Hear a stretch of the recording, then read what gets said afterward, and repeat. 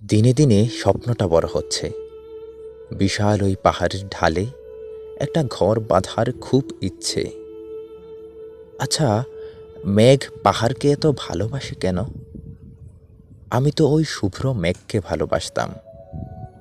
পাহাড়কে ভালোবাসা হয়ে ওঠেনি তখনও। কারণ খুঁজতে গিয়ে পাহাড়কে জিজ্ঞেস করলাম, আমি কেন তোমায় ভালোবাসি? পাহাড় তো মেঘকে ভালোবাসে। পাহাড় উত্তর দিল, মেঘ আমাকে এত ভালোবাসে যে সে তার ভালোবাসার ছোঁয়ায় আমায় রাঙিয়ে দিয়েছে। কেবল আমার মাঝে ওই শুভ্র মেঘকে খুঁজে পাও, তাই হয়তো তুমি আমায় ভালোবাসার ডোরে বেঁধেছ। এবার জিজ্ঞেস করলাম পাহাড়কে, কিন্তু মেঘ কি আমায় ভালোবাসে? পাহাড় উত্তর দিল, মেঘ বৃষ্টিকে ভালোবাসে।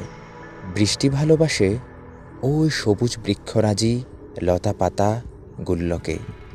আর সবুজ ভালোবাসে পাহাড়কে।